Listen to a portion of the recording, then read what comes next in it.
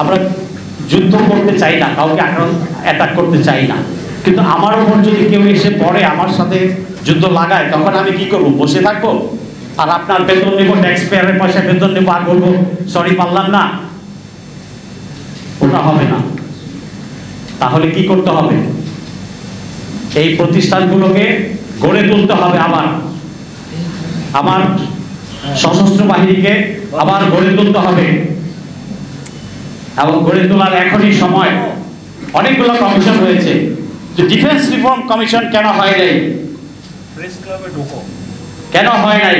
কে বাধা দিচ্ছে? ভিতর বাহিনীর সবগুলো বাধা দিচ্ছে। হাসিনার লেসপেন্স সব জায়গায় বসা, তারা বিভিন্ন জায়গায় কলকাঠি নাড়ছে। আপনার সার্বভৌমত্বের প্রথম রক্ষক কে? অবশ্যই পুরো জাতি যুদ্ধ করবে। সেনা সশস্ত্র বাহিনী, সেনাবাহিনী, নৌবাহিনী, বিমান বাহিনী।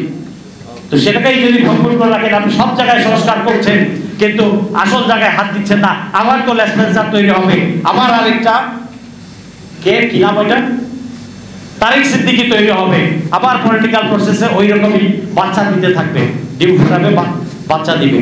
তো এই প্রসেসের মধ্যে কি আমরা থাকবো? এই জন্যই কি 2000 রক্ত দিয়েছে, 38,000 অধিক আহত হয়েছে? নো, এটা মেনে নেওয়া যাবে না এবং এই জাতি মেনে, আগামী প্রজন্ম মেনে নেবে না। আপনি যুদ্ধ যদি করতে হয়, জরুরি পরিস্থিতিতে যদি আমাদের পড়তে হয়, তাহলে অবশ্যই আমরা মোকাবেলা করবো সমগ্র জাতিকে নিয়ে। সে মোকাবেলার জন্য আমার কি দরকার? অস্ত্র দরকার। অস্ত্র শুধু হলে হবে? গোলা বারুদ লাগবে, লজিস্টিক সাপোর্ট লাগবে। আমরা এখন শুধু স্মল আর্মস অ্যামুনিশন বানাই, রাইফেল এবং এলএনজি, বাকি সবই আমাদের আমদানি করতে হয়। আপনি যখন আমদানি করবেন জরুরি পরিস্থিতিতে সি রুট ব্লক হয়ে যাবে, সাগর দিয়ে আসতে পারবে না। এয়ার কার্গোতে আপনি আনতে পারবেন? কতটা পারবেন? তো কি করতে হবে? আমার সশস্ত্র বাহিনীকে স্বনির্ভর করতে হবে, আত্মনির্ভর করতে হবে। এই জন্য চিন্তা করতে হবে, এই জন্য পলিসি গ্রহণ করতে হবে। আমাদের এক্সিস্টিং ফ্যাসিলিটিস যেগুলো আছে, যেমন Bangladesh ordinance factory BOF, Bangladesh machine tools factory BMTF আমাদের আছে। তো এই দুটাকে যদি আমরা আপগ্রেড করি এবং টেকনোলজি ট্রান্সফার সহ আমরা প্রয়োজনীয় দেশের সাথে চুক্তি করি, আমাদের এখানে প্ল্যান্ট বসিয়ে আমরাই সেনা, নৌ, বিমান বাহিনীর যত ধরনের অ্যামিউনিশন দরকার হয় আমরা এখানেই উৎপাদন করতে পারি। শুধু দরকার কি? সদিচ্ছা, political decision, budget, no problem. আপনি দুর্নীতি বন্ধ করে দেন, কয়েক লক্ষ কোটি টাকা বাজেট, অত টাকা লাগবে না প্ল্যান্ট স্থাপন করতে।